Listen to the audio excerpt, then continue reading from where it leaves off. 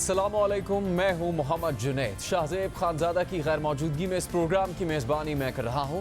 वज़ीर आज़म के खिलाफ तहरीक आदम एतमाद लाने के लिए अपोजिशन लीडर शहबाज शरीफ और साबिक़ सदर आसिफ जरदारी दोनों ही मुतहर्रिक हैं। गुज़श्ता रोज़ आसिफ अली जरदारी ने PDM के सरबराह मौलाना फजलुर रहमान से मुलाकात की और आज शहबाज शरीफ ने वफ्द के हमरा आसिफ जरदारी से मुलाकात की है। और ये मुलाकात सिर्फ नून लीग और पीपल्स पार्टी के वफूद तक महदूद नहीं रही, बल्कि JUI के अहम रहनुमा भी इसमें शरीक थे। बिलावल भुट्टो जरदारी नून लीग को अगला वज़ीर आज़म लाने की पेशकश कर चुके हैं, लेकिन अपोजिशन की सारी मुलाकातों और मुशावरत के बावजूद हुकूमत अब भी पुरुमीद है कि अपोजिशन को तहरीक आदम एतमाद में नाकामी होगी। वफाकी वज़ीर दाखिला शेख रशीद अहमद ने दावा किया है कि अपोजिशन आदम एतमाद लाएगी तब भी फंसेगी और इसके नताइज में भी फंसेगी। उन्होंने ये भी कहा कि नून लीग 14 साल बाद काफ लीग के पास जा सकती है, तो इमरान खान और जहांगीर तरीन में भी मुलाकात होनी चाहिए। 172 मेंबर लाना आपका काम है। बाद में ये कहेंगे नहीं जनाब अली फ़ोन आ गया था, कोरोना हो गया था। और ये अपोजिशन अदम एतमाद का वोट लाएगी तब भी फंसेगी और उसके नतीजे पे भी फंसेगी। किसी फ़ोन कॉल की ज़रूरत नहीं है। इंशाअल्लाह ताला इमरान खान जो है इस सियासी लड़ाई से सुरखरू होगा। अगर जहांगीर तरीन से भी बात की जाए तो कोई मुझे उम्मीद है इंशाअल्लाह ताला कि जहांगीर तरीन जिम्मेदारी का सबूत देगा। तो मैं ये कहूँगा कि जहांगीर तरीन से भी बात होनी चाहिए। सियासतदान कभी दरवाजे बंद नहीं करता। नून लीग 14 साल बाद काफ लीग की तरफ जा सकती है, तो इमरान खान और जहांगीर तरीन तो पुराने साथी हैं। एक तरफ हुकूमत ये दावा कर रही है कि अपोजिशन से इसे कोई खतरा नहीं है, दूसरी तरफ शेख रशीद ने वज़ीर आज़म को मशवरा दिया है कि वो जहांगीर तरीन से मुलाकात कर लें, क्योंकि अपोजिशन के साथ साथ जहांगीर तरीन ग्रुप भी मुतहर्रिक है। हुकूमत बार बार अपोजिशन को चैलेंज कर रही है कि वो तहरीक आदम एतमाद लेकर आए। आज भी वफाकी वज़ीर असद उमर ने कहा कि अपोजिशन इतनी तारीखें दे चुकी है, इतनी तो सिविल कोर्ट नहीं देती। सिविल कोर्ट में दादा से केस चलते हुए पोते तक आ जाता है। यहाँ बात जरदारी और नवाज शरीफ से निकली और मरियम बिलावल तक पहुँच गई। अब तीसरी नस्ल भी तैयार हो चुकी है। सिविल कोर्ट के अंदर जाओ तो तारीखें लगती रहती हैं, केस ही नहीं मुकम्मल होता। वो दादे से बात पोते तक पहुँच जाती है और केस चलता रहता है। तो यहाँ पे भी जितनी तारीखें दी हैं, मेरे ख्याल में इतनी तो सिविल कोर्ट ने कभी तारीखें नहीं दी जितनी अपोजिशन दे चुकी है। और मामला जो है वो नवाज शरीफ और जरदारी साहब से शुरू होके मरियम और बिलावल तक पहुँच चुका है। अब वो तीसरी नस्ल भी तैयार हो रही है। गुज़श्ता रोज़ पेशावर में मीडिया से बात करते हुए पीपल्स पार्टी के चेयरमैन बिलावल भुट्टो जरदारी ने कहा कि नून लीग की पार्लियामेंट में अक्सरियत है, हम चाहते हैं कि वो वज़ीर आज़म का उम्मीदवार लाएं। ऑब्वियसली सारे पार्टीज़ को कंसल्ट करना पड़ेगा। मेरा जो मौक़िफ़ होगा इसमें कि मुस्लिम लीग नून का पार्लियामान में मेजॉरिटी है, अक्सरियत है और उनका हक़ होगा कि वो अपना वज़ीर आज़म का उम्मीदवार नामज़द करे जब इंशाअल्लाह ताला अपोजिशन कामयाब हो, अदम एतमाद लेकर आते हैं। ताहम बिलावल की इस पेशकश पर नून लीग के सीनियर रहनुमा शाहिद खाकान अब्बासी ने कहा है कि आदम एतमाद के बाद हुकूमत बनाने की ज़रूरत नहीं, आवाम के पास जाना होगा। आदम एतमाद पर मशावरत हो रही है, अब इमरान खान को घबराने की ज़रूरत है। ये उनकी मेहरबानी है, लेकिन हमारा हमेशा मौक़िफ़ रहा है कि इसके बाद कोई हुकूमत बनाने की ज़रूरत नहीं है। आपको आवाम के पास जाना होगा, क्योंकि इस नाकाम निज़ाम का हिस्सा बनने का मकसद कोई नहीं। वोट ऑफ नो कॉन्फिडेंस का मामला मुशावरत हो रही है, इंशाअल्लाह वक्त पे पेश हो जाएगा और वक्त दूर नहीं है। तो बिल्कुल इमरान खान साहब ठीक कहते हैं कि घबराए नहीं। उन्होंने अवाम को भी कहा था, तो अवाम तो घबरा गए। तो मेरा ख्याल अब इमरान खान के घबराने के दिन है। इसके अलावा पाकिस्तान डेमोक्रेटिक मूवमेंट ने पीपल्स पार्टी के लॉन्ग मार्च की हिमायत का फैसला किया है। ज़राए के मुताबिक नून लीग पंजाब में, जबकि JUI खैबर पख्तूनख्वा में लॉन्ग मार्च का इस्तकबाल करेगी। बलूचिस्तान, आज़ाद कश्मीर और गिलगित बल्तिस्तान में भी लॉन्ग मार्च का इस्तकबाल किया जाएगा। PDM की जमातों के कारकुनान हर शहर में लॉन्ग मार्च का इस्तकबाल करेंगे, जबकि इस्लामाबाद में पीपल्स पार्टी के जलसे में मरकज़ी क़यादत की शिरकत के लिए PDM की मशावरत जारी है और वज़ीर आज़म के खिलाफ तहरीक आदम एतमाद पेश करने की तारीख का ऐलान इसी जलसे में मुतवक्किल है। दूसरी जानिब मुल्क में इंतखाबात के हवाले से अवामी राय जानने के लिए सर्विस का सिलसिला भी जारी है। मुल्क में आम इंतखाबात होने की सूरत में तहरीक इंसाफ और मुस्लिम लीग नून के दरमियान कड़े मुकाबले की तवक्को है। गैलप पाकिस्तान ने हाल ही में अवामी आरा पर मबनी नया सर्वे जारी किया है, जिसके मुताबिक 23% पाकिस्तानियों ने आम इंतखाबात होने की सूरत में तहरीक इंसाफ को वोट देने के लिए पहली पसंद करार दिया, जबकि 22% नून लीग को वोट देने के हामी नजर आए। कौमी सतह पर तो PTI नून लीग से मामूली मार्जिन से आगे है, लेकिन पंजाब में मुस्लिम लीग नून को बरतरी हासिल है। जहां 30% अफराद नून लीग को कौमी असम्बली में वोट देने के लिए पहली पसंद कहते हैं, जबकि 24% PTI को वोट देना चाहते हैं। इसके अलावा बल्दियाती इंतखाबात के लिए 23% वोटर्स नून लीग को पहली पसंद करार दे रहे हैं, जबकि 20% के साथ तहरीक इंसाफ दूसरे नंबर पर है। इसी सब पर हम बात करेंगे वज़ीर मुमलिकत बराए इत्तलात फ़ारूक हबीब से और मुस्लिम लीग नून के रहनुमा अताउल्लाह तारड़ से। आज के दिन अहम मुलाकात भी की गई है और ये मुलाकात में न सिर्फ मौलाना फजलुर रहमान का वफ़द शामिल हुआ है शहबाज शरीफ और आसिफ अली जरदारी के साथ, तो इसलिए भी इसकी अहमियत बहुत ज़्यादा बढ़ गई है। अताउल्लाह तारड़ साहब, आप अपोजिशन की मुलाकातें तो बहुत तेज़ी पकड़ रही हैं, लेकिन जो इत्तेहादियों के हवाले से आपकी हिकमत अमली है उसमें कोई ख़ास कामयाबी मिलती नज़र नहीं आ रही। चूँकि मुलाकात तो होती है लेकिन कुछ दिन के बाद ऐसी कोई बात सामने आ जाती है जिससे लगता है कि इत्तेहादी तहरीक इंसाफ की हुकूमत हक का ही साथ देंगे। तो इस फरवरी के महीने में तो अपोजिशन से कोई ऐसी तवक्को नहीं कि उसको कोई कामयाबी मिलेगी किसी किस्म की। बहुत शुक्रिया जुनैद साहब। देखिए, बात यह है कि हमने तहरीक अदम एतमाद के हवाले से जो हिकमत अमली बनाई है उसमें जो अपोजिशन जमातें हैं वो बिल्कुल एक पेज पर हैं और हमारी मुलाकातों का सिलसिला जारी है, मगर जो हुकूमत के इत्तेहादी हैं उनसे हमारी इब्तदाई मुलाकातें हुई थीं और मैं ये बड़े वसूख से बात कह सकता हूँ कि आने वाले दिनों में इत्तेहादियों के साथ भी मज़ीद मुलाकातें मुतवक्के हैं और हम ये मुलाकातों का सिलसिला, बातचीत का सिलसिला ये जारी रखेंगे और जो हुकूमत की हलीफ जमातें हैं उनसे मज़ीद मामलात पर भी डिस्कशन होगी और हमने उनसे राब्ता मुनक़ता नहीं किया। मैं ये आपको ऑन रिकॉर्ड कहना चाहता हूँ कि हुकूमत के इत्तेहादियों के साथ इब्तदाई मुलाकात के बाद राब्ते हमारे जो हैं वो बिल्कुल फ़ाल तरीके से इस वक्त हम उनसे राब्ते में हैं और ना सिर्फ उनसे राब्ते हमारे कायम हैं बल्कि आने वाले दिनों में जो मज़ीद मुलाकातें होंगी मामलात को हतमी शक्ल दी जाएगी। और मैं ये भी समझता हूँ कि हुकूमत, देखिए, कौमी असम्बली का एक कैलेंडर है जिसके तहत कौमी असम्बली के इजलास का इनकाद किया जाता है। मैं ये समझने से कासिर हूँ कि जुम्मे को जो इजलास होना था वो पीर तक मुलतवी किया गया, पीर को जो इजलास होना था वो गैर मुअय्यना मुद्दत के लिए मुलतवी किया गया। तो ये हुकूमत अगर इतनी कॉन्फिडेंट है और हुकूमत इतनी पुरएतमाद है तो फिर कौमी असम्बली का इजलास मामूल के मुताबिक क्यों नहीं तलब किया जा रहा? और अगर इनको वाकई इनको लगता है कि इस तरीके अदम एतमाद में कोई दम नहीं है तो फिर ये अपने लोगों से राब्ते क्यों तेज़ कर रहे हैं?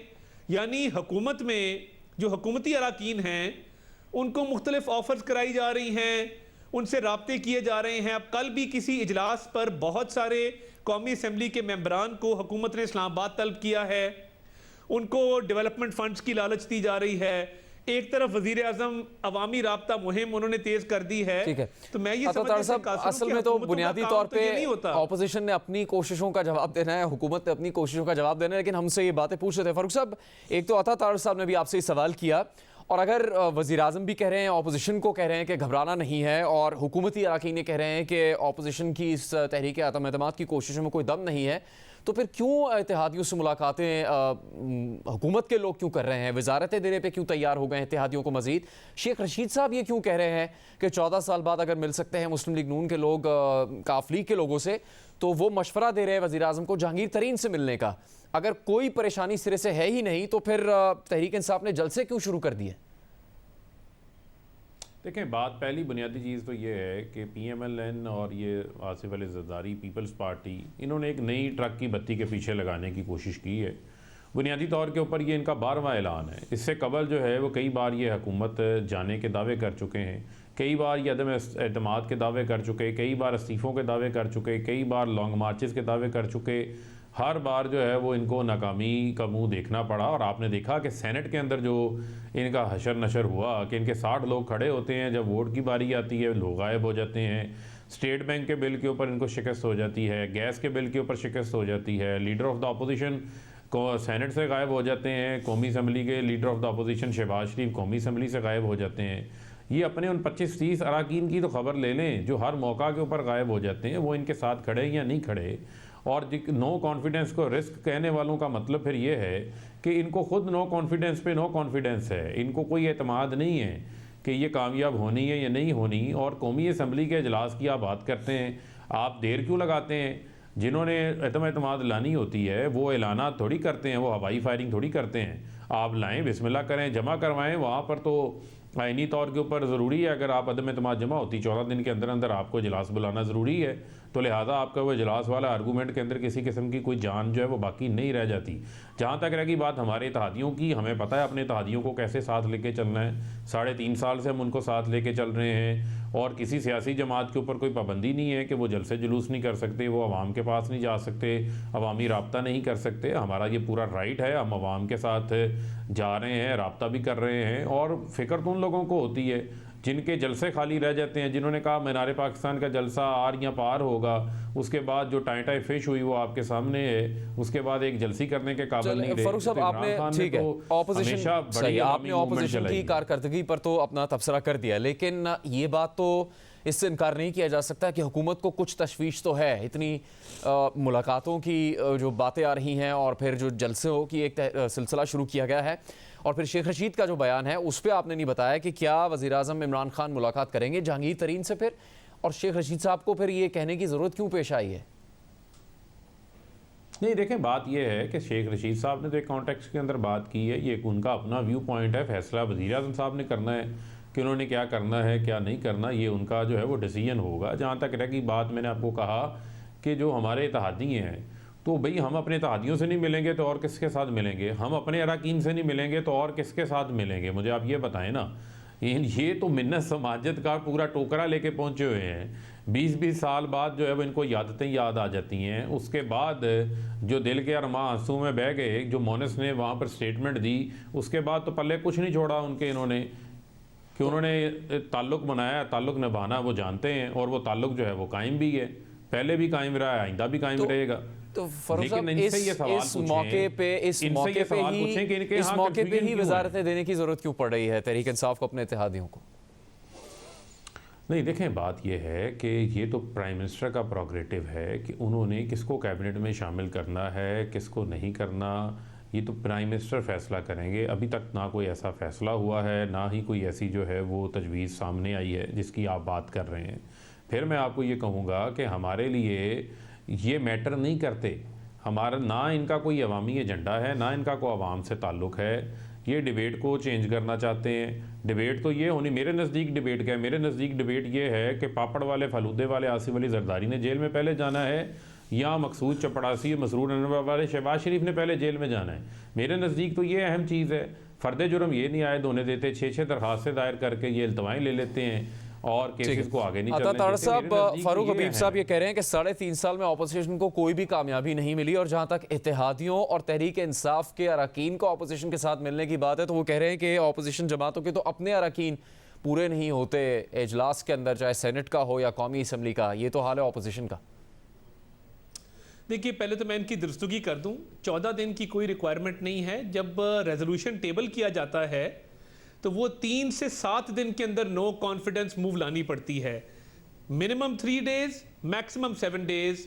ये कवायद और ज़वाबित के मुताबिक ये एक आइनी और कानूनी पोजीशन है। पहली बात तो ये है। दूसरी बात ये है कि ये हमारे जो राब्ते इत्तेहादियों के साथ हैं या PTI के मेंबरान के साथ हैं, हम इस पे कॉन्फिडेंट इसलिए हैं कि इमरान खान साहब ने जब पिछली बार वोट ऑफ कॉन्फिडेंस लिया था यूसुफ रज़ा गिलानी साहब के सेनेट के इलेक्शन के बाद, वो अगले दिन लेना चाहते थे, मगर उनके जो साथ मुशीर हैं उन्होंने कहा कि अगले दिन ना लें, ये नाकाम हो जाएगा। 3 दिन के गैप के बाद वोट ऑफ कॉन्फिडेंस लिया गया और 172 वोटों पर वजीर आजम जो है वो वोट ऑफ कॉन्फिडेंस लेता है। इनको 178 वोट मिले थे, यानी इनको इस वक्त कौमी असम्बली के ऐवान में 6 वोटों की बरतरी हासिल है। हमारी जब पिछली दफ़ा लेजिस्लेशन हुई स्टेट बैंक की और फैटिफ रिलेटेड लेजिस्लेशन हुई, हमारे 84 के 84 मेंबरान मौजूद थे और इस वक्त भी हमारे 84 के 84 मेंबरान पाकिस्तान में हैं। हमारा सबसे राब्ता है, कोई गैर हाजिर नहीं था। सेनेट का जो ये बात कर रहे हैं, सेनेट में मामलात बिल्कुल मुख्तलिफ हैं।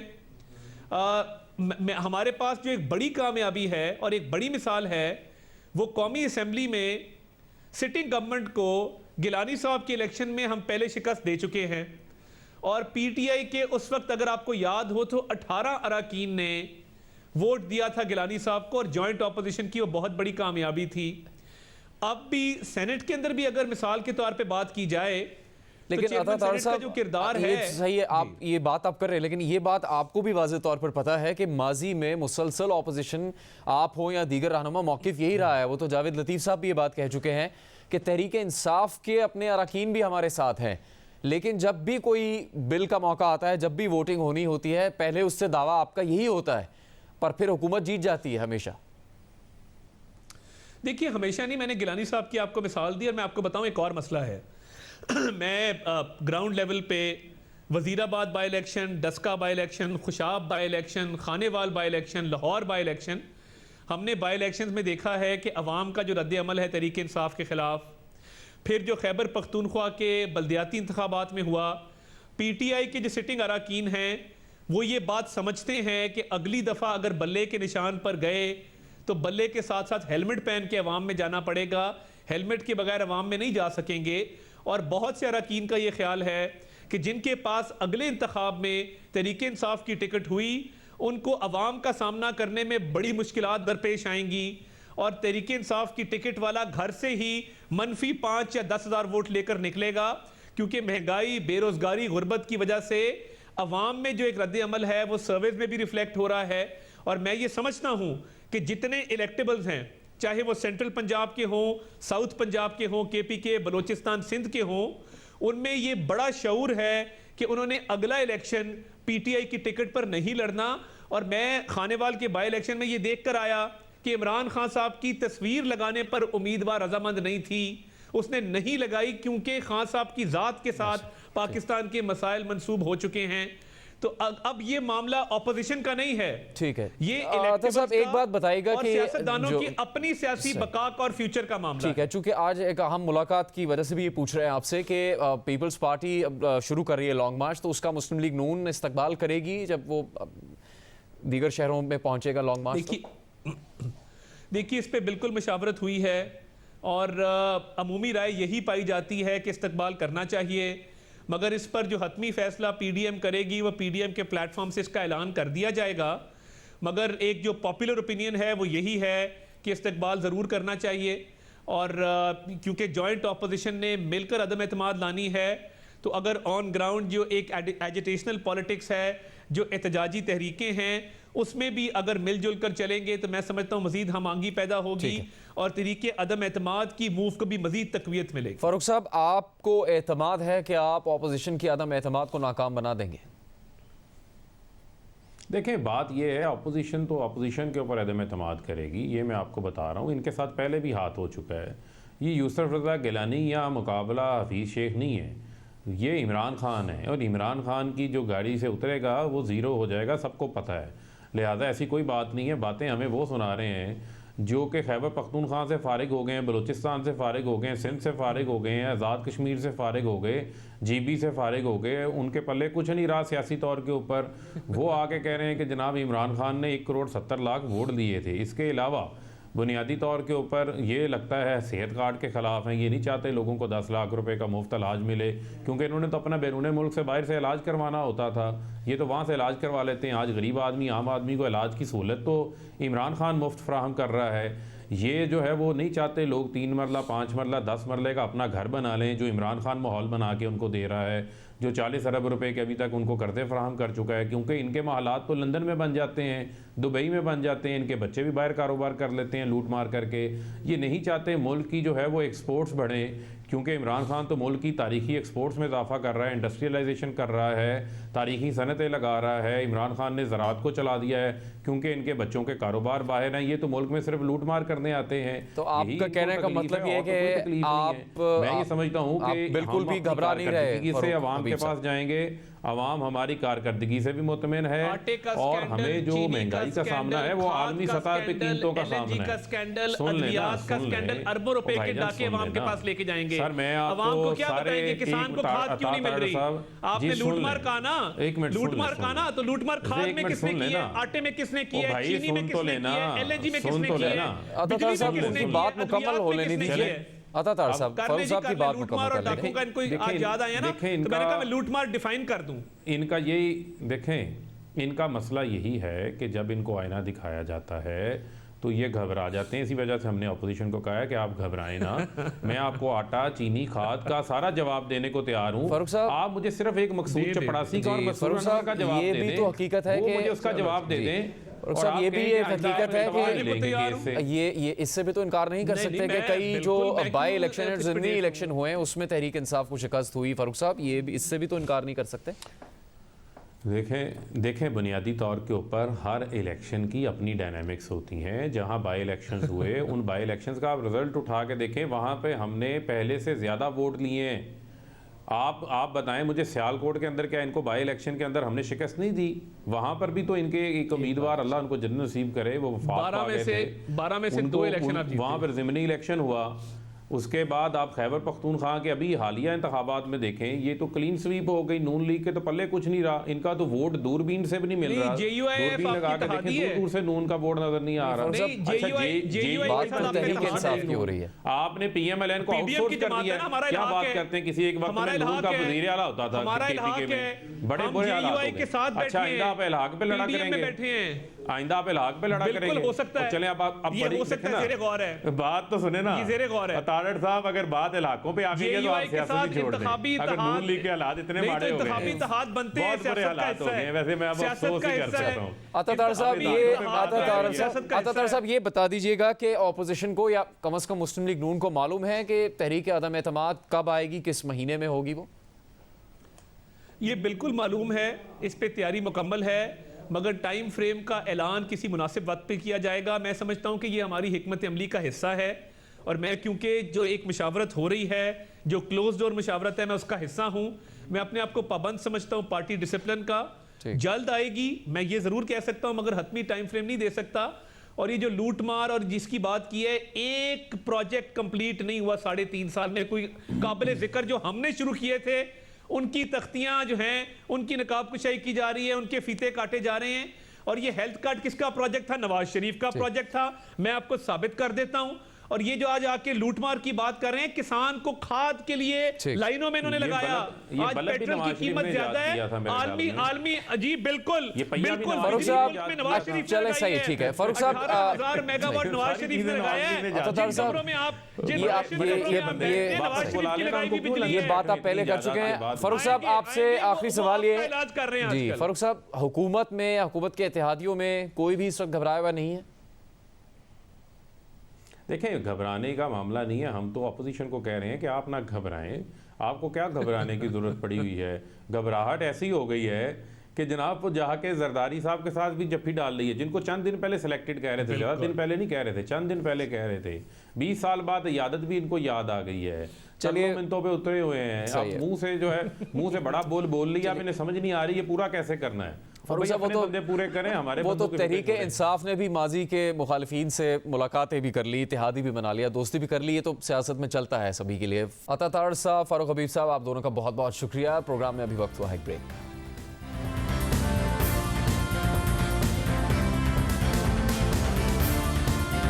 प्रोग्राम में एक बार फिर खुशामदीद। कल वज़ीर आज़म इमरान खान अपने वफ्द के साथ रूस पहुंचेंगे, मगर इस दौरे से पहले ही रूस की अमेरिका और इसके इत्तेहादियों से कशीदगी में गैर मामूली इजाफा हो गया है। और यूक्रेन के तनाज़े ने अब बराह रास्त जंगी और मुआशी बहरान के इम्कानात पैदा कर दिए हैं। और इस तनाज़े से आलमी सतह पर तेल की कीमतों में बड़ा इजाफा देखने में आया है, जबकि दुनिया की अहम स्टॉक मार्केट्स में भी इसके असरात मुरतब हो रहे हैं। इस वक्त मगरबी ममालिक जंग के दहाने पर हैं, क्योंकि रूस ने यूक्रेन की सरहद से अपने कुछ फौजी वापस बुलाने के बाद कल गैर मामूली तौर पर यूक्रेन के 2 मशरकी इलाकों लुहांस्क और डोनेट्स्क को आज़ाद रियासत तस्लीम कर लिया और वहाँ अमन के नाम पर फ़ौजें रवाना कर दी हैं। जबकि अलहदगी पसंद गिरोहों के साथ मुआहदे के बाद अब रूस इन इलाकों की निगरानी करेगा, जबकि यूक्रेन के वज़ीर दिफा ने अपने फ़ौजियों को रूस के साथ जंग के लिए तैयार रहने की हिदायत कर दी है और इन्हें खबरदार किया है कि वो मुश्किलात का सामना करने के लिए तैयार रहें। यूक्रेन के वज़ीर दिफा के बयान के मुताबिक इस पर मुश्किलात होंगी, नुकसानात होंगे, तकलीफ बर्दाश्त करना होगी, खौफ और बेचैनी पर काबू पाना होगा, लेकिन आखिर में फतह होगी। नेटो के सेक्रेटरी जनरल ने मौजूदा सूरत हाल को बहुत खतरनाक करार दे दिया है और वाज़ेह किया है कि उनकी रिस्पांस फोर्स तैयार है और रूस से मुतालबा किया है कि वो यूक्रेन से पीछे हट जाए। जबकि कल रूसी सदर पुतिन ने यूक्रेन के 2 मशरकी इलाकों की आज़ादी तस्लीम करते हुए यूक्रेन को फौजी एक्शन से खबरदार किया।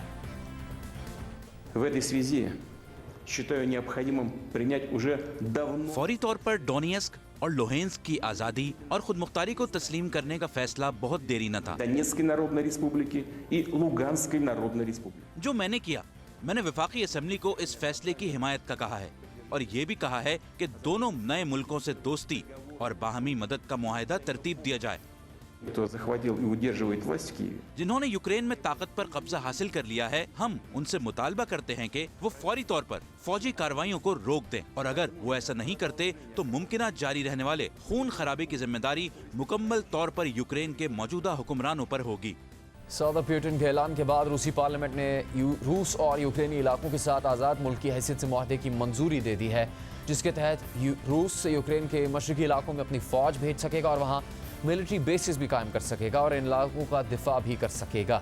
साथ ही आज रूसी सदर ने वाज़ेह किया कि यूक्रेन के पास बेहतरीन फैसला ये रह गया है कि वो नेटो का रुकन बनने के अपने अज़ाइम से पीछे हट जाए, जबकि मुख्तलिफ खतरात के पेश नज़र यूक्रेन के सदर ने अपनी कौम के लिए रात गए पैगाम भी जारी किया। हम अपनी ज़मीन पर हैं, हम किसी चीज़ और किसी शख्स से खौफजदा नहीं हैं, हम किसी के मकरूज नहीं, हम किसी को कुछ नहीं देंगे और हमें इस पर यकीन है क्योंकि अब फरवरी 2014 नहीं बल्कि फरवरी 2022 है। एक और मुल्क, एक और फौज और मकसद एक, और वो ये कि यूक्रेन में अमन रहे। यानी यूक्रेन भी रूस के साथ जंग के लिए जहनी तौर पर तैयार हो गया है। अब अहम बात यह है कि यूक्रेन के दोनों मशरकी इलाकों की सरहद रूस से जुड़ती है और इस रूस की हिमायत से इन इलाकों में अलहदगी पसंद तहरीक चल रही है और यूक्रेन इस तहरीक से निमटने के लिए गुज़श्ता कई साल से कोशिशें कर रहा है, मगर अब बराह रास्त रूस ने इलाकों को आज़ाद रियासत तस्लीम कर लिया, जबकि अमरीका ने रूस के इस इक़दाम को यूक्रेन पर मुकम्मल कब्जा करने के लिए एक स्टेज करार दिया है और इसकी मजम्मत करते हुए अमरीकी सदर जो बाइडन ने यूक्रेन के दोनों मशरकी इलाकों पर पाबंदियों से मुतालिक एग्जीक्यूटिव ऑर्डर्स पर दस्तखत कर दिए हैं और रूस पर मजीद संगीन पाबंदियों से मुतालिक मशावरत जारी है। किसी भी वक्त अमरीका अहम ऐलानात कर सकता है, जबकि बरतानवी वज़ीर आज़म बोरिस जॉनसन ने पार्लियामेंट से खिताब करते हुए रूस के 5 बैंक्स और कुछ दौलतमंद शख्सियात पर पाबंदियों का ऐलान किया है। Today, the UK is sanctioning the following 5 Russian banks. आज हम रूस के 5 बैंकों पर पाबंदी लगा रहे हैं, जिसमें रूसियाज बैंक, आइस बैंक, जनरल बैंक, प्रोमियाज बैंक और ब्लैक्सी बैंक शामिल हैं। Very high net worth individuals. और इसके साथ हम रूस के 3 दौलतमंद अफराद पर भी पाबंदी लगा रहे हैं। इनके पास बरतानिया में जितने भी असासे हैं उन्हें मुंजमद किया जाएगा और इन्हें बरतानिया में आने की इजाज़त नहीं होगी और बरतानिया के किसी भी शख्स और इदारों को इनके साथ डीलिंग की इजाज़त नहीं होगी। Individuals and entities from having any dealings with them. This is the first. और ये हमारा पहला कदम है। हम मजीद पाबंदियों को तैयार रखते हुए उस वक्त तक रुकते हैं कि अगर मामला मजीद खराब हुआ तो इसका अमरीकी और यूरोपीय यूनियन के साथ ऐलान करेंगे। साथ ही जर्मनी ने भी रूस के साथ नॉर्ड स्ट्रीम 2 नामी अहम गैस प्रोजेक्ट की सर्टिफिकेशन को मुअत्तल कर दिया है। यानी गुज़श्ता कई सालों से अमेरिका और इसके इत्तेहादी जर्मनी पर दबाव डाल रहे थे कि वो इस प्रोजेक्ट को मुअत्तल करें, लेकिन जर्मनी इस मामले को नज़रअंदाज करता रहा क्योंकि जर्मनी का कुदरती गैस से मुतालिक 50% इन्हिसार रूस पर है और नॉर्ड स्ट्रीम 2 का प्रोजेक्ट $11 अरब का प्रोजेक्ट है, जिसके ज़रिए रूस मगरबी ममालिक को कुदरती गैस की एक्सपोर्ट में इजाफा करना चाहता है, लेकिन जर्मनी की तरफ से अब इसे मुअत्तल कर दिया गया है। देखना यह होगा कि जर्मनी कब तक इस फैसले पर कायम रहता है। दूसरी तरफ अक़वाम मुत्तहिदा ने इस पूरे मामले पर सलामती काउंसिल का हंगामी इजलास तलब किया और अक़वाम मुत्तहिदा के सेक्रेटरी जनरल एंटोनियो गुतेरेस ने बयान जारी किया कि रूस ने यूक्रेन की खुद मुख्तारी की खिलाफ वर्जी की है और अक़वाम मुत्तहिदा यूक्रेन की आज़ादी और सालिमियत की हिमायत करता रहेगा। इस अहम मौके पर वज़ीर आज़म इमरान खान रूस पहुँचेंगे। उनका दौरा 2 दिन तक जारी रहना है, जबकि आज रूसी मीडिया से बात करते हुए वज़ीर आज़म इमरान खान ने इस बात पर जोर दिया कि जंग किसी मसले का हल नहीं है, इससे तरक्की पजीर ममालिक को नुकसान होगा। मेरे ख्याल में ऐसा सोचना पागलपन है कि आप जंग करें और लोग जाँ बहक हों और आप ये सोचें कि ऐसा करने से आप ज़्यादा मशहूर होंगे। मिसाल के तौर पर यूक्रेन का मसला ले लें, भूल जाएं कि जंगजुओं के साथ क्या होगा बल्कि तरक्की पजीर ममालिक के साथ क्या होगा। Already the price of oil has gone up because पहले ही जंग के इम्कानात से तेल की कीमतें ऊपर जा चुकी हैं। यूक्रेन दुनिया को गंदम की सप्लाई करता है, बल्कि रूस भी, and for that matter Russia. अब सोच लें कि क्या होगा जब दुनिया पहले ही कोरोना के असरात से निमट रही है और अगर ऐसे में जंग होती है तो सोचें गरीब ममालिक का क्या होगा। What will happen to the poor countries? I'm sure मुझे यकीन है कि यूक्रेन और रूस में अवाम ये समझते हैं कि अगर जंग होती है तो इसके नताइज भी होंगे। there will be consequences, but I think that the leadership मगर मेरा ख्याल है कि इन ममालिक में लीडरशिप इस चीज़ में उलझी हुई है कि अगर हम अपनी पोजीशन से पीछे हटते हैं तो हमारे लिए इसके क्या सियासी असरात होंगे, क्योंकि सियासी तौर पर हमेशा असरात होते हैं। और मेरा ये ख्याल है कि इसके लिए बहुत ताकतवर और बड़ा लीडर होना ज़रूरी है जो इस सब से ऊपर होकर सोचे कि इसके इंसानों पर क्या असरात हो सकते हैं। and who think about the effects on the human beings. रूस और यूक्रेन के दरमियान इस कशीदगी के दौरान हालात क्या हैं, इसी पर यूक्रेन से इस वक्त रिपोर्ट कर रहे हैं जियो न्यूज़ के नुमाइंदे खालिद हमीद फारूकी। रूस के सदर व्लादिमीर पुतिन के इस ऐलान के बाद कि वो मशरक़ी यूक्रेन में 2014 में जो रियासत का ऐलान किया गया था कि एक आज़ाद रियासत का, और रूसी बोलने वाले यूक्रेनियन बागियों की तरफ से उसको तस्लीम करते हैं, तो उसके बाद रूस की अफवाज जो कि मशरक़ी सरहद पर यूक्रेन की मौजूद थी वो लुहांस और डोनियास के जो सरहदी इलाके को अबूर करके यूक्रेन में आ गई हैं और उन्होंने उस इलाके का इंतज़ाम संभाल लिया है और एक बाज़ाब्ता एक तरह से इस मुल्क की तकसीम हो गई है। यहाँ जहाँ तक रद्द-ए-अमल का ताल्लुक़ है मगरबी यूक्रेन में और यूक्रेन के दीगर इलाक़ों में, तो ऐसा कोई ख़ास रद्द-ए-अमल देखने में नहीं आया। लोग जो है ऐसा लगता है कि गुज़िश्ता 8 सालों से बहरहाल ये तस्लीम कर चुके हैं कि मुल्क तकसीम हो चुका है और अब उसकी एक ज़ाहिर बाज़ाब्ता शक्ल सामने आ गई है। मुस्तक़बिल में यहाँ लोगों का कहना है कि अगर इससे अमन कायम होता है इस तकसीम से तो वो इस बात को तरजीह देंगे और किसी किस्म का कोई कौम परस्ती का यहाँ तासुर नहीं मिल रहा लोगों से, तो वो एक तस्लीम कर चुके हैं इस तकसीम को। खालिद हमीद फारूकी यूक्रेन की सूरत हाल बता रहे थे। वज़ीर-ए-आज़म इमरान खान रूस का दौरा कर रहे हैं, तो रूस के दारुल हुकूमत मॉस्को से क्या खबरें हैं ये आपको बताएंगे वहाँ मौजूद जियो न्यूज़ के नुमाइंदे अयाज अकबर यूसुफज़ई। जी बिल्कुल, इस वक्त आपको पता है कि अहम दौरा है और वज़ीर-ए-आज़म इमरान खान कल जो है वो यहाँ पर पहुँच रहे हैं मॉस्को में। मकामी वक्त के मुताबिक 6 बजे यहाँ पर पहुँचेंगे। नायब वज़ीर ख़ारजा उनको रिसीव करेंगे, गार्ड ऑफ ऑनर दिया जाएगा। सदर पुतिन और वज़ीर-ए-आज़म के दरमियान वन-ऑन मुलाकात है। उसके दरमियान काफ़ी ज़्यादा जो बताया जा रहा है, ज़राए बताते हैं कि कई अहम चीज़ों पर बात होगी। एक तो सबसे अहम इस वक्त इस रीजन के अंदर जो अफगानिस्तान की सूरत हाल है, खुसूसी तौर पर जो इस वक्त इंसानी बहरान की शक्ल इख्तियार कर चुका है और वज़ीर-ए-आज़म इमरान खान और सदर पुतिन जो है वो दोनों इस वक्त बड़े कंसर्न है। इसके साथ साथ जो यूक्रेन के हवाले से हम बात कर रहे हैं, काफ़ी ज़्यादा तनाव ज़रूर है। यहाँ पर हमने देखा कि अब रूस के लोग जो है वो कहते हैं कि हम जंगों से तंग आ गए हैं, अब हम खुशहाली की तरफ, पीस प्रोग्रेस की तरफ जाना चाहते हैं, हम खुशहाली चाहते हैं, वो नहीं चाहते। वो कहते हैं कि हमने पहले जो जंगें देखी है उसकी वजह से आज दुनिया से बहुत पीछे है। वो कहते हैं कि जो बातचीत से ये चीज़ें सेटल हो सकती है वो हो। अब लगता यूँ है कि अब सदर पुतिन जो है वो अब यूक्रेन के कोई बातचीत से हल जरूर देखेंगे और वज़ीर-ए-आज़म इमरान खान भी एक पॉलिसी करते हैं कि अब बातचीत के जरिए, टेबल टॉक के जरिए ही इन चीज़ों का हल जो है वो किया जा सकता है। अयाज अकबर यूसुफज़ई मॉस्को के रेड स्क्वायर के करीब से रिपोर्ट कर रहे थे। वज़ीर-ए-आज़म का दौरा इन हालात में बहुत ज़्यादा ज़ेर बहस है और कई हवालों से अहम भी हो सकता है। प्रोग्राम में अभी हम शामिल करेंगे एक ब्रेक। गुज़श्ता साल जुलाई में इस्लामाबाद में बेदर्दी से कत्ल होने वाली नूर मुकद्दम के केस का ट्रायल आज मुकम्मल हो गया है। डिस्ट्रिक्ट एंड सेशन कोर्ट के जज अतार अब्बानी ने फ़र्द जुर्म आयद किए जाने के 4 माह बाद इस मुकदमे का फैसला महफूज कर लिया, जिसे 24 फरवरी यानी जुमेरात को सुनाया जाएगा। आज समात के बाद नूर मुकद्दम की वालिद शौकत मुकद्दम ने कहा कि उन्हें अदालत पर पूरा भरोसा है और वो तफ्तीश से भी बिल्कुल मुतमईन है। इसी पर हम बात करेंगे शौकत मुकद्दम के वकील शाखावर साहब से। शाखावर साहब, काफ़ी तवील ये ट्रायल था, इस दौरान जो अदालती कार्रवाई थी और ख़ासतौर पे पुलिस का जो किरदार था और उसकी कार्रवाई, उससे आप मुतमईन हैं?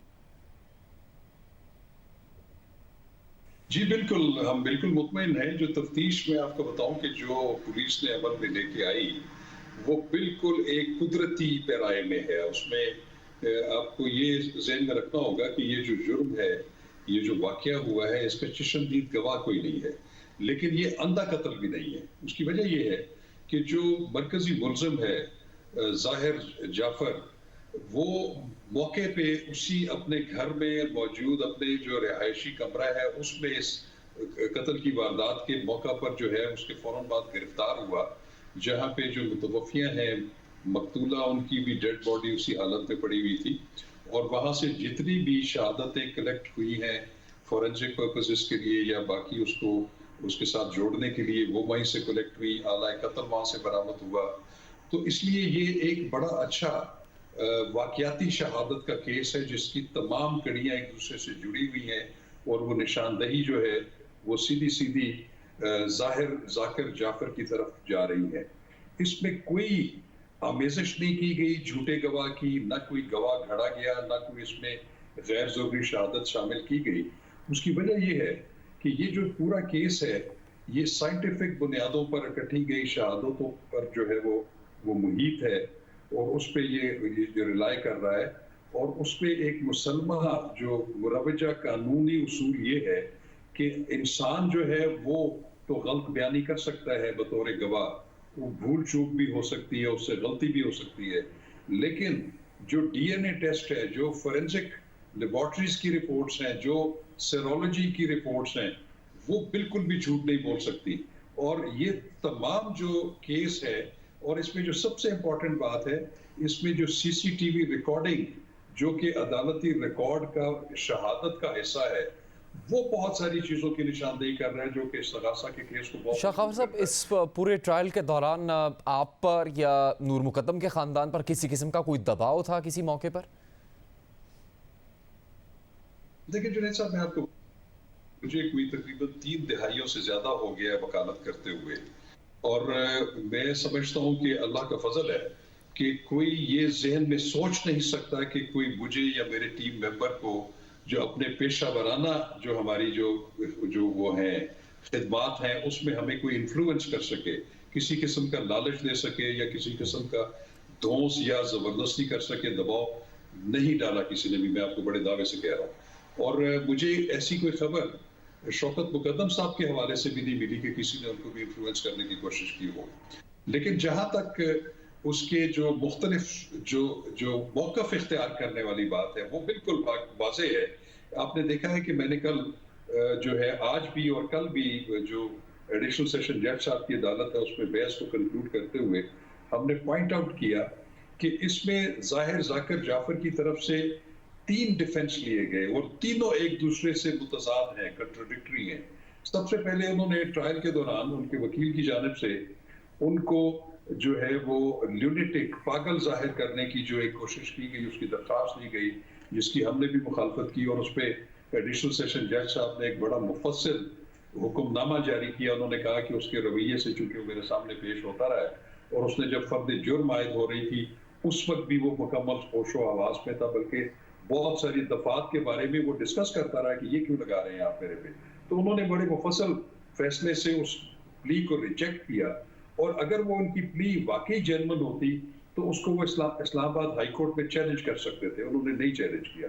फिर उसके बाद जो 342 की स्टेटमेंट होती है मुल्ज़िम का बयान, उसमें उनसे क्वेश्चन किया जाता है कि आपके खिलाफ क्यों केस बनाया गया, तो उस पर भी जो उन्होंने मौक़िफ़ लिया वो पहले मौक़िफ़ से बिल्कुल उलट था। उन्होंने कहा कि वो जो नूर मुकद्दम जो है मुबैना तौर पर उसने एक पार्टी के लिए कहा और वहाँ पे और भी बहुत सारे लड़के लड़कियाँ आ गए, वहाँ पे पार्टी हुई और वहाँ पे वो जो ड्रग्स वाला है जो शोशा छोड़ा गया वो उन्होंने एक कहा कि जी उसके बाद मैं बेहोश हो गया और जब मैंने देखा तो उस वक्त नूर मुकद्दम जो है वो कत्ल हो चुकी थी, उनमें से पार्टी वाले किसी लोग नहीं बन। लेकिन जब फाइनल बहस हो रही थी तो उस पे उन्होंने उन 2 जो पहले उनकी जो प्लीज थी उससे अगेन एक कलाबाजी खाई, एक समर शॉट लिया और उसमें उन्होंने ये मौक़िफ़ इख्तियार किया कि ये जो है ऑनर किलिंग के नतीजे में नूर मुकद्दम के वालिद और उनके रिश्तेदारों ने ये जो है बेईमाना जो है जुर्म का इर्तिकाब किया है, तो वो कहीं पे खड़े नहीं हो रहे। तो उसके मुकाबले में जो इस्तगासा ने एक केस बनाया है वो बड़े सॉलिड ग्राउंड्स के ऊपर बनाया है, बड़ी सॉलिड शहादतों के ऊपर बनाया है, वो बड़ी साइंटिफिक बुनियादों पर इकट्ठी की गई जो शहादत है उस पर हमने प्रेजेंट किया है। तो इसलिए हमें पूरा यकीन है कि हमने एक अच्छा case without any beyond any shadow of doubt present कर दिया है। अब जो मोअज़्ज़ज़ एडिशनल सेशन जज साहब हैं उन्होंने दूसरों का भी वर्षन सुना है, तो उन्होंने इन तमाम चीज़ों को मद्देनजर रखते हुए फैसला करना है। फैसला क्या होगा इसके बारे में तो हम कुछ नहीं कह सकते, लेकिन हमें बिल्कुल ये यकीन है कि इसमें नूर मुकद्दम, उनके जो वालिदैन, उनके रिश्तेदार और जो लोग इस केस को फॉलो करते रहे हैं, इंशाल्लाह इस केस में इंसाफ जो है वो मिलेगा। शाह खबर साहब बहुत बहुत शुक्रिया। इसी के साथ ही यहाँ प्रोग्राम खत्म होता है। आपसे मुलाकात होगी अगले प्रोग्राम में।